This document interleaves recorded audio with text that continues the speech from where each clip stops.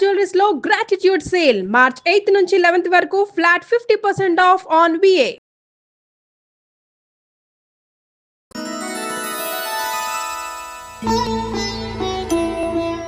గురుగారు, సింహరాశి వారికి శ్రీ విశ్వవసునామ సంవత్సరంలో ఎలా ఉండబోతోందండి?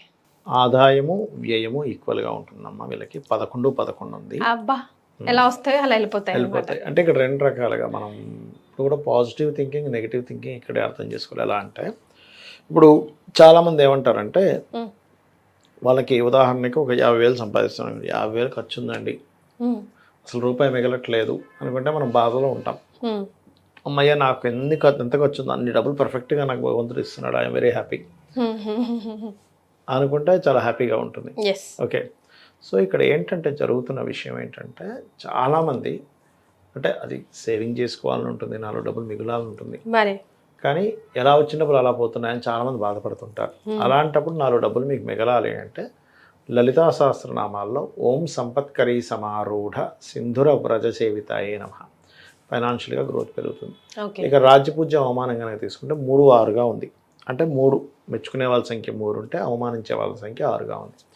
ఇక్కడ మెచ్చుకునే వాళ్ళ సంఖ్య ఎప్పుడైనా పెరగాలి అంటే మీకు దశమాధిపతి యాక్టివ్ అవ్వాలంటే అమ్మవారి ఆరాధన, శుక్రుడు అధిపతి దశమాధిపతి, సో అమ్మవారి ఆరాధన ఎంత చేస్తే అంత మీకు గ్రోత్ ఉంటుంది. అదేవిధంగా ఇక్కడ 3వ అధిపతి కూడా శుక్రుడే అవుతాడు. అంటే అవమానము రాజ్యపూజ్యం ఇచ్చే గ్రహం మీకు శుక్రుడే చెప్పాలంటే. కాబట్టి అమ్మవారి ఆరాధనే మీకు అవమానాన్ని తగ్గిస్తుంది, గ్రోత్ని ఇస్తుంది. సింహం వారికి ప్రత్యేకంగా, ముఖ్యంగా సింహ లగ్నం వారికి, లగ్నం తెలియని వారు రాశి నుంచి చూసుకోవచ్చు. ఇక మిగతా ప్లానెటరీ పొజిషన్స్ కనుక చూసుకుంటే వీళ్ళకి ఇంతకాలము 2వ స్థానంలో కేతు ఉన్నాడు. బట్ ఈ సంవత్సరం విశ్వవసునామ సంవత్సరంలో స్టార్టింగ్ ఒక 2-3 నెలలు దాటిన తర్వాత నుంచి లగ్నంలోకి వస్తాడు కేతు. సింహం వారికి ఎప్పుడైతే లగ్నంలో కేతు వచ్చాడో ఈ సమయంలో వీళ్ళకి ఏమవుతుంటుందంటే ఎక్కువగా స్పిరిచువల్ లైన్లోకి ఎక్కువగా వెళ్ళడం ఇవి పెరుగుతాయి. ఎందుకంటే కేతు ఆధ్యాత్మికత కారకుడు కాబట్టి. ఓకే, ఇక 2లో నుంచి కేతు పక్కకి తప్పుకుంటున్నాడు కాబట్టి ఫైనాన్షియల్గా కూడా కొంతవరకు గతంలో ఏవైతే ప్రతిసారి దానికి దీనికి డబ్బులు కట్టాల్సిన ఇది కాస్త తగ్గుతుంది అక్కడ నుంచి. సో ఫైనాన్షియల్ గా కూడా బాగానే ఉంటారు ఈ సంవత్సరం అంతా. బాగానే ఉంటుంది చెప్పాలంటే. ఓకే, అదొకటి. సో ఫ్యామిలీ పరంగా ఎలా ఉంటుంది? ఫ్యామిలీ పరంగా కొంతమంది దూరంగా ఉన్నటువంటి వారు కాస్త దగ్గరికి రావడం జరుగుతుంది వాళ్ళకి. అదేవిధంగా వీళ్ళకి కాస్త డిస్ప్యూట్స్ అవి కాస్త జూన్ తర్వాత నుంచి క్లియర్ అవుతాయి శ్రీ విశ్వవసునామ సంవత్సరంలో. అలాగే గతంలో ఏమైనా భూ సంబంధించిన తగాదాలు ఇట్లాంటివి ఉంటే జూన్ తర్వాతే వీళ్ళకి, ఎందుకంటే గురువు మనకి ఏంటంటే కుజుడు ఉన్నాడు కదా, 4వ అధిపతి 12లో నీచపడుతున్నాడు.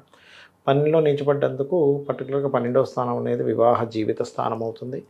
2వదేమో ఇన్వెస్ట్మెంట్ ప్లేస్ కూడా అవుతుంది, అది కూడా భూమికి సంబంధించిన విషయంలో. కాబట్టి వీళ్ళు ఏదైనా ల్యాండ్ కానీ ఏదైనా తీసుకోవాలంటే జూన్ తర్వాత తీసుకోవడమే కరెక్ట్. విదేశాలకు వెళ్ళాలన్నా జూన్ తర్వాతే కరెక్ట్ అన్నమాట వీళ్ళకి. అండ్ తల్లిదండ్రుల ఆరోగ్యం విషయంలో కూడా మొదటి 3 నెలలు కాస్త జాగ్రత్తగా ఉండాలి వీరు. అలాగే మరి వీళ్ళకి మంచి ఏమిటి అంటే లాభంలో గురువు వస్తున్నాడుగా, అదొక రకంగా మంచి చెప్పాలంటే. అంటే బిజినెస్ డీల్స్ ఇట్లాంటి విషయాల్లో కొంత బాగుంటుంది. అదేవిధంగా కాస్త సప్తమాధిపతి అంటే వివాహ కారకుడు ఎవరైతే ఉన్నారో శని, ఆయన అష్టమంలోకి వెళ్తున్నందుకు కాస్త వివాహ సంబంధించిన విషయాల్లో కొంత లేట్ అవుతూ ఉంటాయి చెప్పాలంటే. కాకపోతే ఇక్కడ 2వ వివాహం కోసం ప్రయత్నం చేసేటువంటి వారికి కొంత అనుకూలత ఉంటుంది. బట్ ఏదైనా సరే వివాహ నిర్ణయాలు కూడా మొదటి 3 నెలలు కొంచెం పక్కకు పెట్టడం మంచిది విశ్వవసునామ సంవత్సరంలో. ఎందుకంటే వివాహం తర్వాత ఉండే జీవితం అంతా కూడా 12వ స్థానం రూల్ చేస్తుంది. సో స్టార్టింగే 12వ స్థానం పాడైన టైంలో వీళ్ళు కనుక వివాహం చేసుకుంటే అది వేరే రకమైన ఇబ్బందికి దారితీస్తుంది. అలాగే ఫ్యాక్టరీస్ ఇట్లాంటివి ప్రారంభించేవారు కూడా మొదటి 3 నెలలు కొంచెం జాగ్రత్తగా ఉండాలి. ఎందుకంటే పెద్ద పెద్ద ఫ్యాక్టరీస్ కుజుడు కారకుడు, కుజుడు శని కలయిక ఫ్యాక్టరీ అనేటువంటిది. ఎందుకంటే కార్మికులు ఉంటారు, మెషినరీస్ ఉంటాయి, దాని నుంచి వచ్చే అవుట్ ప్రోడక్ట్ ఇంకో గ్రహం, మనం ఏ ప్రోడక్ట్ బయట తీస్తున్నామో దాన్ని బట్టి అట్లా ఉంటుంది. ఇంకోటి వీళ్ళు ఎక్కువగా ఆరాధించాల్సిన దేవతా స్వరూపం కూడా దత్తాత్రేయుని ఎక్కువ ఆరాధించాలి. సింహరాశి వారు ఎంత దత్తాత్రేయ ఆరాధన చేసుకుంటే అంత మంచిది. అయితే వీళ్ళకి అష్టమశని ఒకటి ప్రారంభం అవుతుంది. అష్టమశని ఎప్పుడైనా ప్రారంభం అయ్యేటప్పుడు వీళ్ళు మెయిన్గా ఏ విషయాల్లో జాగ్రత్తగా ఉండాలంటే పనులు కొంచెం ప్రతిసారి 1-4 సార్లు తిరుగుతుండాలి అనేది ఒక్కటి మనం ఫిక్స్ అవ్వాలి. లేదు ఇది ఒకసారికి అవ్వదు, 4 సార్లు వెళ్తే కానీ అవ్వదు అని కొన్ని ఉంటాయి పనులు, దాని కోవలో పడేసుకోవాలి. ఈ 2.5 years కూడా అష్టమశనిలో అది మెయిన్గా చూసుకుంటూ పూర్వీకుల ఆస్తులు ఉంటాయి చూసారా, ఈ పూర్వీకుల ఆస్తులకు సంబంధించిన విషయంలో కొంత జాగ్రత్త పడాలమ్మా. ఓకే. సో మరి కోర్టు వ్యవహారాలు కానివ్వండి, పొలిటికల్ లైఫ్ లీడ్ చేస్తున్న వాళ్ళకి ఎలా ఉంటుందండి సింహరాశి వారు? పొలిటికల్ లైఫ్కి అయితే బాగానే ఉంటుంది, ఎందుకంటే పంచమాధిపతి చూస్తున్నాడు కదా, పొలిటికల్ లైఫ్ గురించి ప్రాబ్లం ఏమి లేదు. కోర్టు వ్యవహారాల సంగతి గురుగారు కొంచెం చిన్న చిన్న ఇబ్బందులు పడతారు, ఎందుకంటే అష్టమ శని కదా, బట్ ఫైనల్గా గెలుపు ఉంటుంది లాభంలో గురువు ఉన్నందుకు. సో కామన్గా ఇన్ జనరల్గా వీళ్ళందరూ ఎటువంటి ప్రాబ్లం ఉన్నా సింపుల్గా ఈ రెమెడీస్ చేసుకుంటే కొంచెం హెల్ప్ఫుల్ అవుతుంది అనడానికి దత్తాత్రేయ ఆరాధన ఒకటి, సుబ్రహ్మణ్యేశ్వర స్వామి ఆలయానికి వెళ్ళి అక్కడ సేవ చేయడము, గోవులకి క్యారెట్స్ తినిపించడము, ఇవి కనుక చేసినట్లయితే బాగుంటుంది. అష్టమ శని నడుస్తుంది కాబట్టి శనివారాలు కాస్త తైలాభిషేకం చేయడం, సహజంగా ఏలినాడు శని ఇట్లాంటి ప్రభావాలు నిత్యము దీపారాధన చేయడం కానివ్వండి, లేకపోతే టెంపుల్స్కి ఏదైనా ఆంజనేయ స్వామి కానీ, లేకపోతే సుబ్రహ్మణ్యేశ్వర స్వామి కానీ, ఆంజనేయ స్వామి కానీ, అమ్మవారి ఆలయాలకు కానీ వీటికి రెగ్యులర్గా వెళ్ళినా కూడా అష్టమ శని ప్రభావం తగ్గుతుంది చెప్పాలంటే వీరికి. ఓకే.